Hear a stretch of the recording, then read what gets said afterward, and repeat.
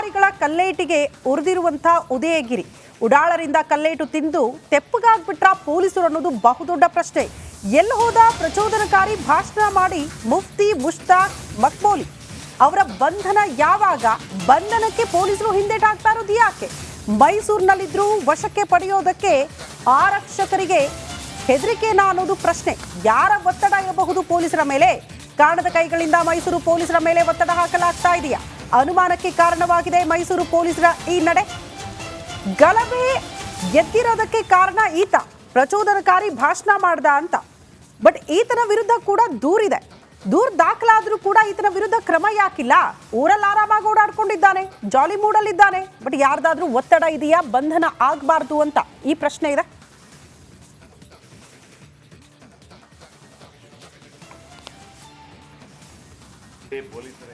ಅವನೊಬ್ಬನನ್ನ ನಿಮಗೆ ಹಿಡಿಯೋಕ್ಕಾಗಿಲ್ಲ ಅಂತಂದರೆ ಆತ ನಿಮಗೆ ಹೆಂಗೆ ಅಂತಂದರೆ ಒಂದು ಹೇಳ್ತಾರಲ್ಲ, ನಿಮಗೆಲ್ಲ ಚಳ್ಳೆ ಹಣ್ಣು ತಿನ್ನಿಸಿ ಓಡೋಗ್ಬಿಟ್ಟ.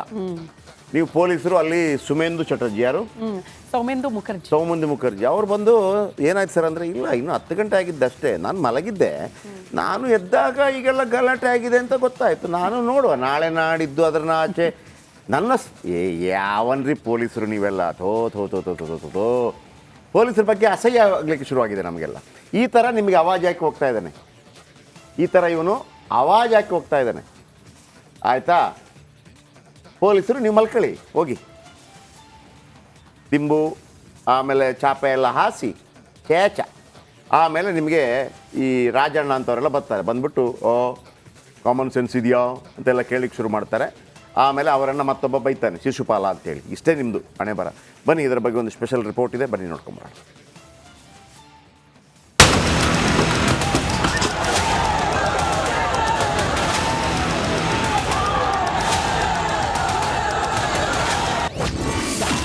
ಉದಯಗಿರಿ ವಿವಾದ ಆರೋಪಿಗೆ ಜಾಮೀನು. ವಿಚಾರಣೆ ಬಳಿಕ ಕೋರ್ಟ್ ಹೇಳಿದ್ದೇನು? ಮೈಸೂರಿನ ಉದಯಗಿರಿ ಒಂದೇ ಒಂದು 3 ಇಡಿಯಟ್ಸ್ ಫೋಟೋ ಹರಿಬಿಟ್ಟು ಕಾದ ಕಾವಲಿಯಾಗಿ ಮಾಡಿದ್ದ ಭೂಪನಿಗೆ ಕೋರ್ಟ್ ರಿಲೀಫ್ ನೀಡಿದೆ.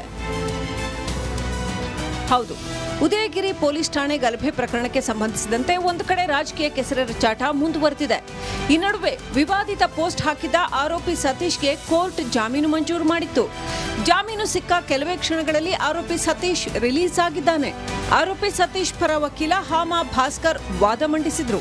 ಆರೋಪಿ ಸತೀಶ್ ಆಲಿಯಾಸ್ ಪಾಂಡುರಂಗ ಅವ್ರನ್ನ ಕಳೆದ 7 ದಿವಸದಿಂದ ಅವರು ಜುಡಿಷಿಯಲ್ ಕಸ್ಟಡಿ ಇದ್ದರು. ಅದಕ್ಕೆ ಸಂಬಂಧಪಟ್ಟಂತೆ ನಾವು ಜಾಮೀನು ಅರ್ಜಿಯನ್ನು ನ್ಯಾಯಾಲಯದಲ್ಲಿ ಸಲ್ಲಿಸಿದ್ವು. ಇವತ್ತು ಸದರಿ ಜಾಮೀನು ಅರ್ಜಿಯನ್ನು ನ್ಯಾಯಾಲಯ ಪುರಸ್ಕರಿಸಿದೆ. ಆರೋಪಿಯನ್ನು ಜಾಮೀನ ಅಂದರೆ ಒಂದು ಶ್ಯೂರಿಟಿಯನ್ನು ತೆಗೆದುಕೊಂಡು ಬಿಡುಗಡೆ ಮಾಡಲಿಕ್ಕೆ ಆದೇಶ ಮಾಡಿದೆ. ಒಬ್ಬರು ಶ್ಯೂರಿಟಿಯನ್ನು ಕೊಡಲಿಕ್ಕೆ ಹೇಳಿದೆ. ನಾವು ಶ್ಯೂರಿಟಿಯನ್ನು ಕೊಟ್ಟಿದ್ದೀವಿ. ಮತ್ತು ಅವರು ಇದೇ ರೀತಿಯ ಸಿಮಿಲರ್ ಅಫೆನ್ಸನ್ನು ಅಂದರೆ ಇದೇ ರೀತಿಯ ಒಂದು ಏನು ಆರೋಪ ಅವ್ರ ಮೇಲೆ ಬಂದಿದೆ ಆ ರೀತಿಯ ಅಫೆನ್ಸನ್ನು ಮತ್ತೆ ಮಾಡಬಾರ್ದು.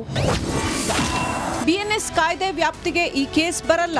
ಇನ್ನು ತಡರಾತ್ರಿಯೇ ಶ್ಯೂರಿಟಿ ಪೂರದ ಹಿನ್ನೆಲೆ ಸತೀಶ್ ಜೈಲಿನಿಂದ ರಿಲೀಸ್ ಆದ್ರು. ಸತೀಶ್ಗೆ ಜಾಮೀನು ಸಿಗಲು ಪೊಲೀಸರು ಬಿಎನ್ಎಸ್ ಕಾಯ್ದೆ ಹಾಕಿದ್ದೇ ಮುಳುವಾಯ್ತು ಎನ್ನಲಾಗಿದೆ. ಯಾಕಂದ್ರೆ ಯಾವುದೇ ಒಂದು ಧರ್ಮಕ್ಕೆ ಧಕ್ಕೆ ಆದ್ರೆ ಸಂಬಂಧಪಟ್ಟ ಧರ್ಮದವರು ದೂರು ನೀಡಬೇಕು.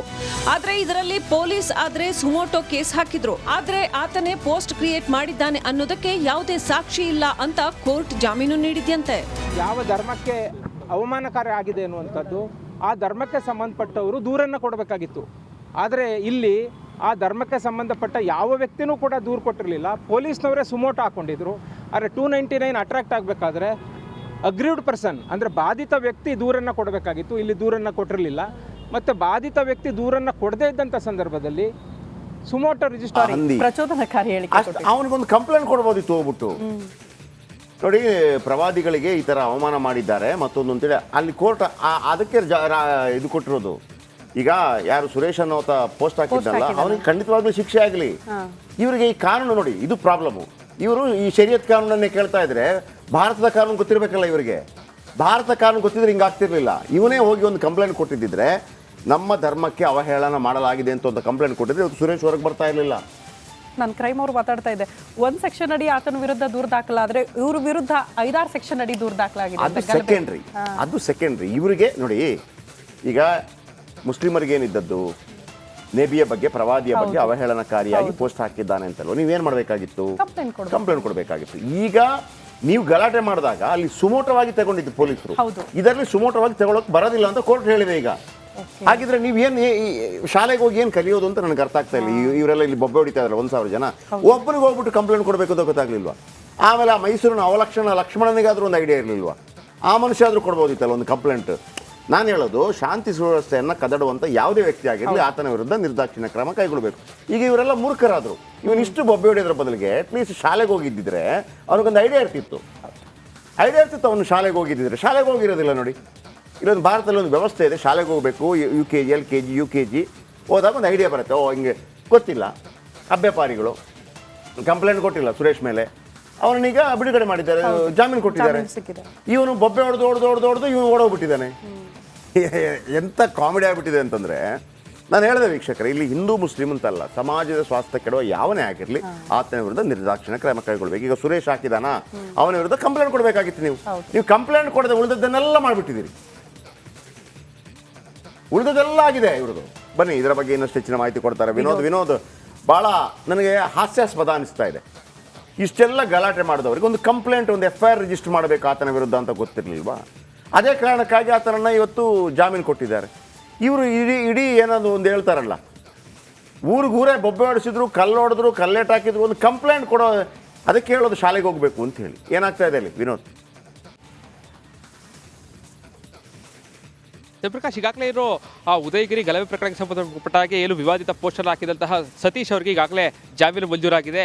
ಆ ಕೋರ್ಟ್ನಲ್ಲಿ ಅವರ ಪರ ವಾದ ಮಾಡಿದಂತಹ ಏನು ಹಮ ಭಾಸ್ಕರ್ ಅವರು ಕೂಡ ಒಂದಷ್ಟು ಅಲ್ಲಿ FIR ಇರುವಂತಹ ಲೋಪದೋಷವನ್ನ ಕೂಡ ಎದ್ದೇ ಪರಿಗಣಿಸಿದ್ರು. ಜೊತೆಗೆ ಈ ಪ್ರಚೋದನಕಾರಿ ಯಾರಿಗಾಗಿದೆ ಅವರು ಬಂದು ನಮಗೆ ದೂರನ ಕೊಟ್ಟಿಲ್ಲ. ಸೊ ಹೀಗಾಗಿ ಜೊತೆಗೆ ಪೊಲೀಸರು ಕೂಡ ಅವರ ಮೊಬೈಲೆಲ್ಲ ಸೀಸ್ ಮಾಡಬೇಕಾಗಿತ್ತು.